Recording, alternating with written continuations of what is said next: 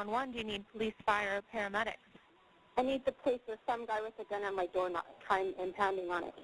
And did you hear the gun go off? That was it again. And he's still at my door.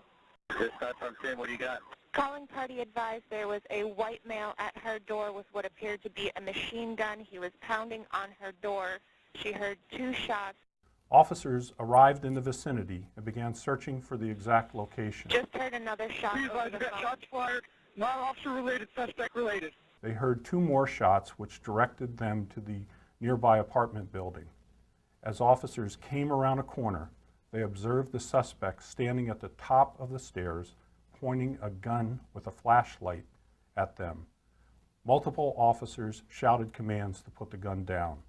The suspect darted in and out of the doorway of the nearby apartment where he had previously kicked the door in. He returned to the top of the stairs, where he once again pointed his weapon in the direction of the officers standing below. Shots fired. Fired. 4 officers fired a total of 14 shots as the suspect sought cover and ducked back into the apartment. Officers yelled more verbal challenges, and the suspect responded by talking with officers. He would holster his pistol, he slung his rifle over his shoulder, placed his hands high in the air, and walked down the stairs to the officer's location, where he was taken into custody. Dispatch 1 in custody. Copy, 1 in custody, 2332. The suspect's name is Sgt Nichols. He survived. His police and military training contributed to his survival. We would later learn that on February 8, 2007, Staff Sergeant Sgt Nichols was the lone survivor from the explosion of one of the largest IEDs ever placed outside of Karma, Iraq. The blast penetrated the armored hull, and Sergeant Nichols' 12-ton bomb-resistant vehicle was blown more than 10 feet in the air. It was and has been the deadliest attack on Idaho soldiers in the war. 3 of his colleagues died. We had the opportunity to interview Sergeant Nichols and learn more about what this decorated veteran was thinking, seeing, and hearing on that near-fateful, tragic night in July of 2009, when officers nearly ended his life. We bring you that remarkable account, followed by a briefing by Boise Police Sergeant David Cavanaugh, in the hopes the lessons we've learned from that night may be useful for other police officers and crisis intervention teams who, all too often, are called to deal with individuals suffering from post-traumatic stress disorder. You're in your military, that's your job. I mean, that's what you train for, that's all your function is. So I knew from the get-go it would be Iraq. It would be to go out and hunt for and dispose of IEDs. So worked a few months in Ramadi, and then things were heating up in Fallujah, so they moved my platoon to support or take up more of the workload in Fallujah. So we got moved out to Fallujah. We're doing route clearance out there, and what brought us to the point where I got injured was we were out doing a route clearance mission. Got a call saying return to Camp Fallujah, which was odd for us because once you're committed to clearing the route, you're committed. So we go back, and what we found out was a Marine CH-46 helicopter got shot down. So they wanted us to clear the route, because we're familiar with the area, to clear a route so that the graves registration unit can get in and get the bodies out.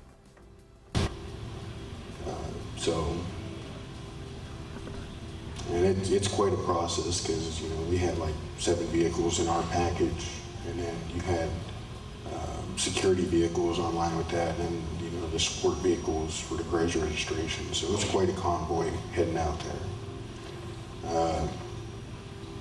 Found quite a few IEDs on the way out.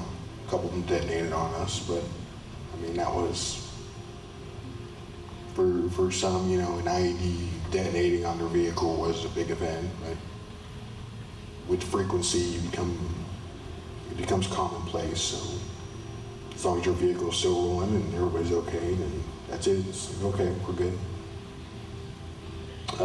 So got out to the crash scene. Graves registration got the bodies out. Then they So we cleared the route back out, because even though you might clear a route, if no one has eyes on that route, for the past half hour, it's no longer cleared. I mean, they just set up IEDs so quickly. And what we didn't know at the time is they had actually come through, planted some very sizable IEDs, and then actually paved over them. So you couldn't even tell where they were at. We're going out the next day to actually recover the helicopter itself. Got right back onto that one route in.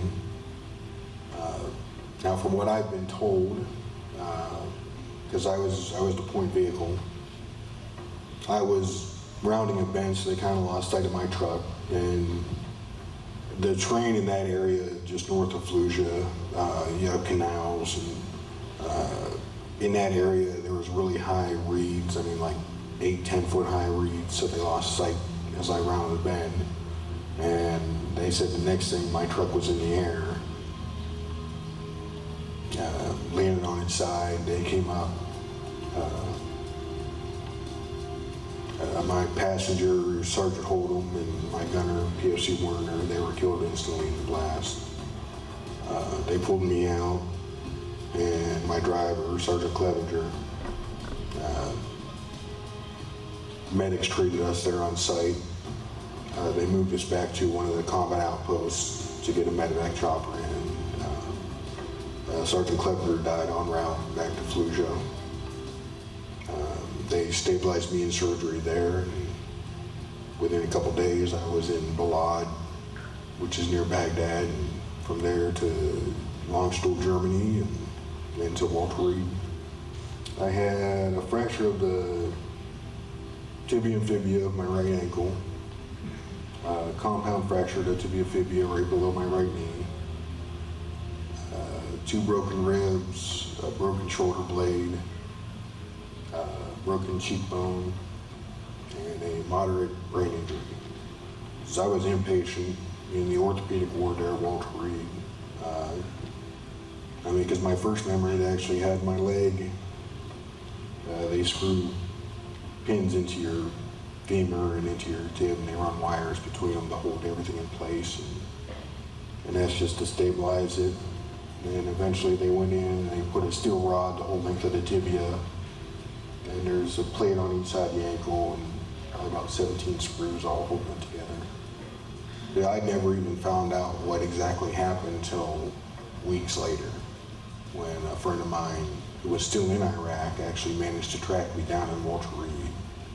Because through this whole evac process for a short while there, because when you get evac, they don't keep your unit informed of where you end up. So really, I got sent off, and my unit really didn't have a clue where I was at here in the States.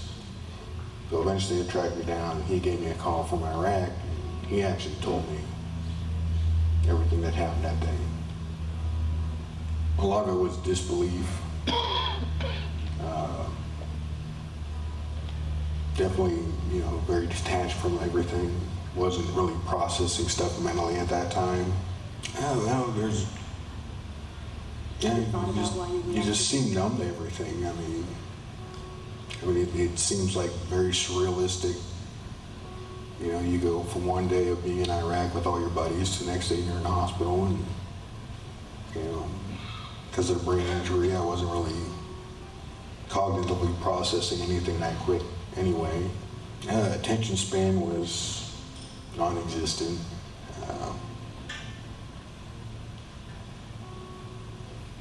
And even to this day, still chronic insomnia. You ever feel quite, it's a matter of being frustrated because you can't think right, you can't focus on anything. Thank you. All wounds of war are not visible. Let me provide a few more details. Sergeant Nichols was a team leader of Badger 3, a convoy of many vehicles traveling in Anbar Providence outside of Ramadi. There were reeds 18 foot tall along the road. He was in a 36,376 pound RG-31, an anti-mine armored vehicle. The blast left that vehicle in 4 pieces. Military investigators later determined that between the trips and using the cover of darkness, the enemy had placed a 750-pound roadside bomb under the gravel road. They detonated the bomb on the lead vehicle, and Sergeant Nichols has shared the details of what he remembered with you. And why did they have to return to the airframe? The mission had significant strategic value to the military at this time. 5 U.S. helicopters had been shot down in 3 short weeks just before, with over 2 dozen deaths. Previously, crashes were believed to have been caused by ammo on board. There was enough doubt of some of the field leaders that the insurgents were becoming more proficient with shoulder-fired rockets to warrant quick recovery of the aircraft itself, thus the quick turnaround by Sergeant Nichols and his convoy. Morphine 12 was the helicopter. It was a CH-46 C-9 from HMM 364, the Purple Foxes Squadron. They were flying a CASVAC mission that day. 7 Marines died in that crash, including the pilot, Captain Jennifer Harris. The findings are inconclusive as to what brought it down. The crash has been ruled mechanical, but it is disputed. By some eyewitnesses' account, and the video later released by the enemy and played on CNN, the helicopter was taking off when the rear gunner spotted a missile fired from the ground. He alerted the pilot, who immediately did a hard right brake turn maneuver in a desperate attempt to evade the missile. The missile continued to track and hit the aircraft. Captain Harris valiantly fought to control the aircraft as it spun violently through the air. Despite her best efforts, the vehicle crashed, killing all aboard. They went down fighting. Ironically, it was 38 years to the day that another Purple Fox Squadron helicopter was shot down in Vietnam. Now returning to the video. That was my department's encounter with a local veteran who we would later learn suffered from traumatic brain injury and post-traumatic stress syndrome. There's a whole lot more to the story. Despite his devastating injuries you heard him describe, Sergeant Nichols had a passion to return to Iraq. He shopped around until he found a unit that would take him. He was married to a fellow soldier at the time. Both anticipated deployments. They cleared out their apartment and she left for Texas while he remained here awaiting for his orders. Those orders arrived on July 28, 2009, but it wasn't the news he expected. It was a letter from the Chicago, Illinois Army Reserve Command informing him that he was not going to be deployed. Devastating news for a proud soldier, and a terrible way to be informed that you are no longer a warrior. With nowhere to go, he bought a case of beer and began to drink, and you heard the rest of the story. Fortunately for us, he survived 2 near-death experiences, the first in a combat zone with terrorists, and the second on our home front with local police. But we are grateful. It doesn't happen by accident, and as you heard from the tape, it involves many trained professionals, from the 911 center communicators to police officers to paramedics. They too are our everyday heroes. As for Staff Sergeant George Nichols, a decade ago I referred to him as a suspect at a press conference, but it is an honor today to call him a friend and colleague. And yes, he's a hero, if not for surviving the most deadly attack on Idaho soldiers in this campaign, but for what he has inspired in the last 10 years since that day that leads us to better serving our veterans and their families here in the Treasure Valley. He spent 9 months in the Ada County Jail, often isolated because he was a correctional officer. George and his strong network of advocates contacted police, offering to share his perspectives on the deadly force encounter and what he was seeing, hearing, thinking, and feeling on that near fateful night. We created a 60-minute video, you saw 10 minutes of it, to help other officers nationwide recognize the signs of PTSD before a crisis turns into a tragedy. That video was taped in my office and set up which was set up as a living room because George was living at the Boise Rescue Mission at the time. As for his criminal charges, he fortunately drew Judge Deborah Bale for his case. She's long recognized as a problem-solving courts judge. Judge Bale treated Sergeant Nichols as he was in the Veterans Treatment Court, which would only arrive in Ada County a few months later. He completed the program and remained on supervision for nearly 5 years, and that supervision was intensive. I'm happy to report that Sergeant Nichols was granted a withheld judgment and has a clear conviction record as a result. He returned to school, obtaining his bachelor and master's degree, and is now a licensed social worker.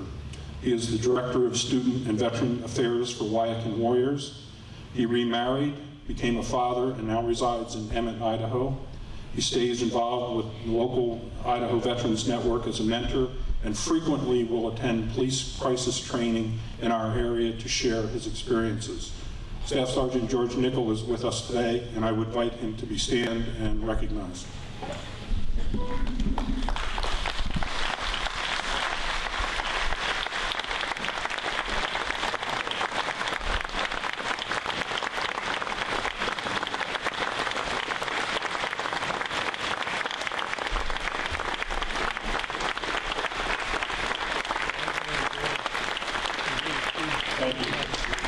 Where else do you find a person with that humility that will have his story told like this over and over, and who has agreed to work with us for the betterment of veterans in crisis? Next slide.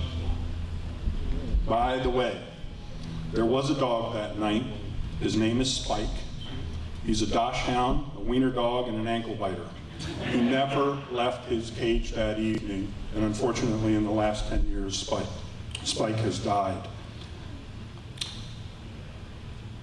A lot of progress since 10 years ago. Letters were sent to the Idaho congressional delegation telling the military that they needed to do a much better job of screening veterans returning for post-traumatic stress before they hit the streets of our local community. We created a veterans treatment court right afterwards. You guys have one in Canyon County. I think that there are 8 or 9 veterans treatment courts in Idaho now. They are great for our veterans. We created what's called a community coordinated response, and it's been commonly referred to as Joining Forces for Treasure Valley Veterans. We have met monthly for 10 years. It's the second Thursday of each month. We have a meeting coming up this Thursday.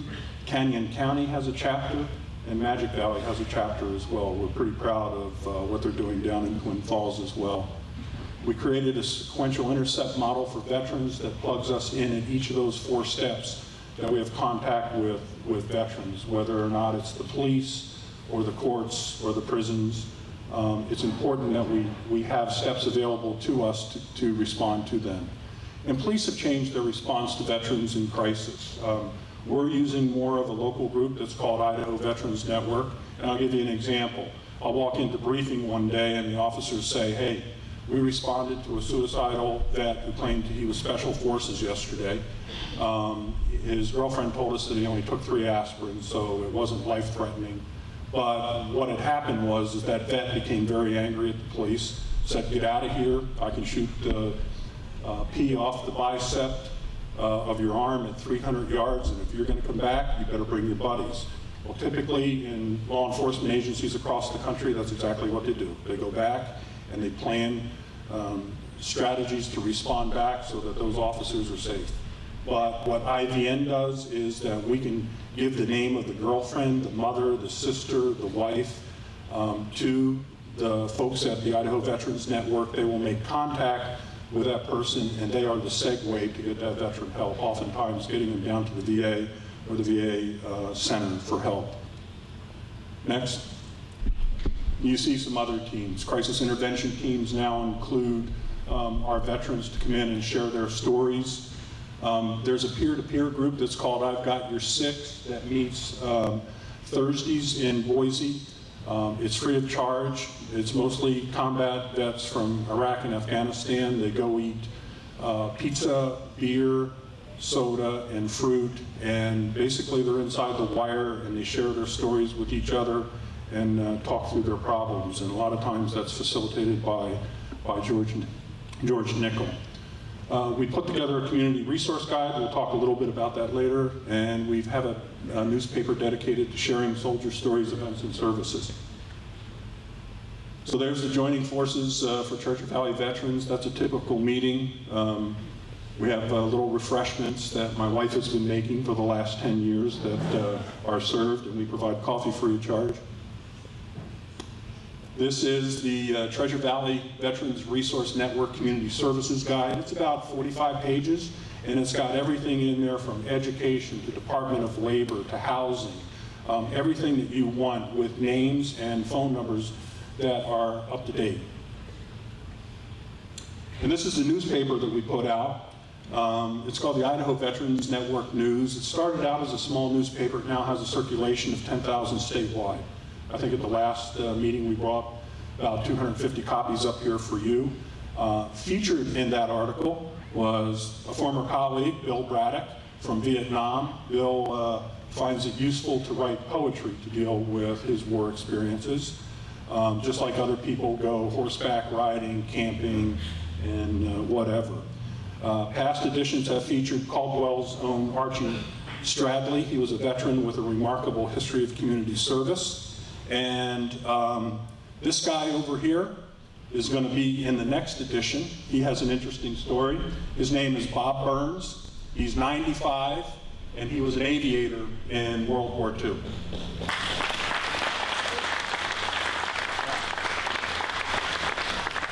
I'll tell you what.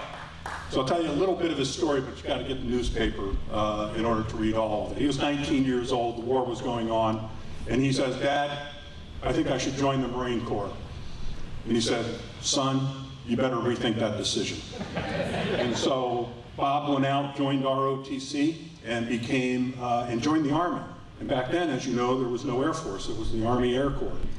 So on his 21st birthday, after about 4 60-day training missions that started with a Piper Cub and graduated with a P-40, he learned that he was being deployed to Italy.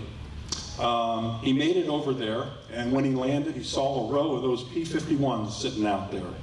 He recalls when he walked into the briefing that a senior officer said, "Hey son, it's going to be at least 2 weeks before you get cockpit time, so get used to the instrumentation." 30 minutes later, the commanding officer walked into the briefing and said, "New people, pick a number between 1 and 25. Bob picked the wrong number.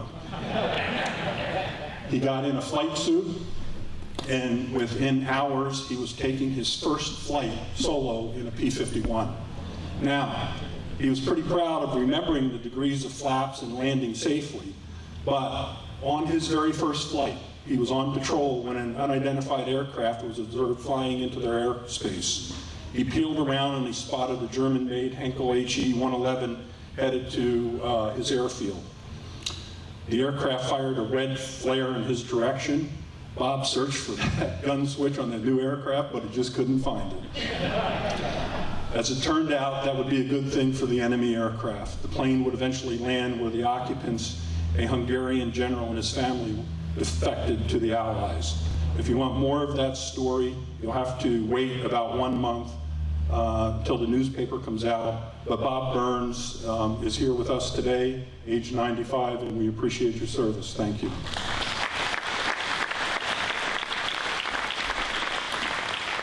You know what? Next slide. Other way. Talked about those meetings that IVN puts on. Next slide. Here's the folks that form the core of the Idaho Veterans Network. George is here. Tom Upstartsky is a Vietnam vet that works out at Gallen Field. And the other person who is the founder of the Idaho Veterans Network, who sent me all sorts of nasty letters after we took a shot at George that night saying, "Hey dummy, can't you recognize he suffers from PTSD? Marnie Bernard, would you please stand in the back?"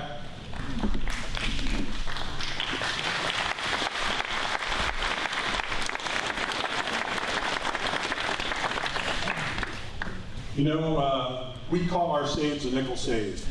And so every time that we save a life out there, it's a nickel. We're up to about $2.85 by my last count. You know, a grateful Marine mom was preparing for her son's funeral. His AK was in his mouth when the Idaho Veterans Network intervened. And she writes a letter back saying it's the happiest that she's been. Her son's got a new zest for life, and he's tackling things head on.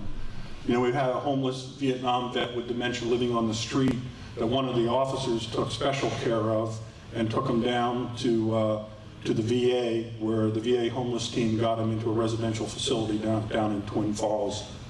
And then, you know, we've got a vet filled with anger, hate, and a lack of faith, who just doesn't sense that there's life worth living. We put them in touch with these mentors from the Idaho Veterans Network. They deal with them on a personal basis. They get them the help that they need, and we very much appreciate that. You want more information? That's where you get it on the Idaho Veterans Network. Coordinated community response and how your community can come together to talk about these issues and address veterans in crisis. That's my email. Next. These are good resources to know. Our next Idaho Veterans Network newspaper will come out in September, and the feature article are 25 of the most popular websites in Idaho to visit on Facebook. And it also includes information for the internet and phone numbers for those that don't like to operate with their thumbs. But there's other groups that operate in our Treasure Valley, if you haven't heard about them. Neptune Warrior, the Idaho Division of Veteran Services, we depend a lot on Mitzi. As you heard, she takes all the information that she gets from these various groups, and she'll put a plea out for help. A couple weeks ago, it was a veteran, disabled veteran, who needed construction of a handicap ramp. Last week, it was a veteran who was having difficulty trimming their bushes and stuff. They sent a team over. They ended up correcting that. The Caldwell Rodeo Nights, the Patriot Night, creates a fund which is often used to pay for veterans' dentures and other expenses, heating emergencies. And you see the other stuff. Next. These are the guys that, the folks that died in that armored vehicle in that helicopter crash that date back in,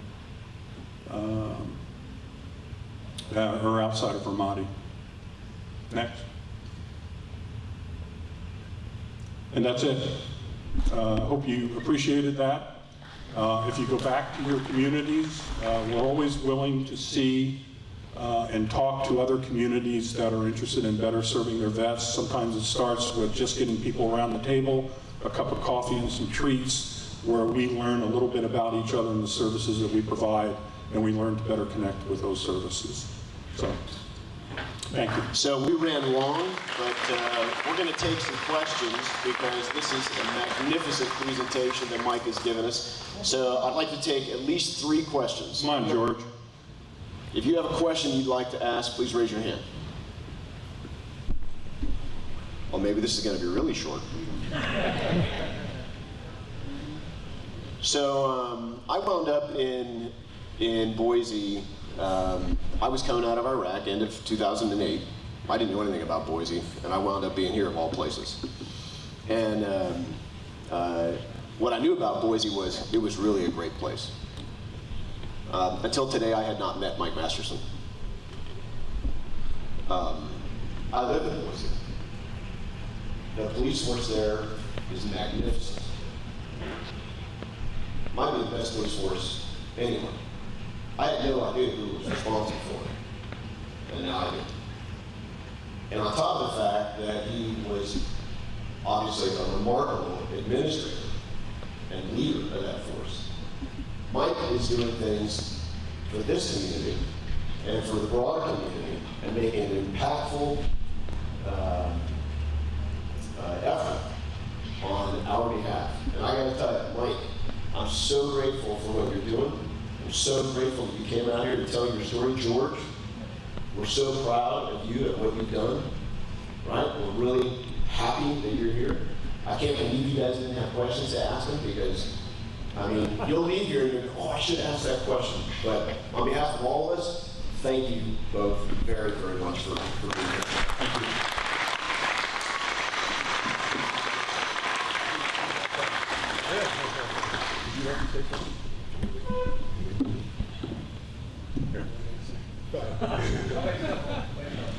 Well, I'd like to thank Mike for dragging me up here, put me on front of the public stage again, after I so gratefully made the video for him back all those years ago.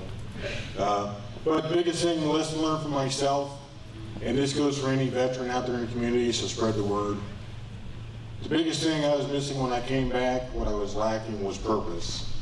I lost the ability to be in the service anymore, lost the ability to work in the community in my old job. So I hit that point of lacking purpose and forward direction. Unfortunately, it took this to help me find that purpose. But if it's nothing more than just reaching out to a fellow veteran and making sure that they're doing okay, then that's the purpose I get, and that's the way I fulfill my life now. So thank y'all for being here, listening to this story.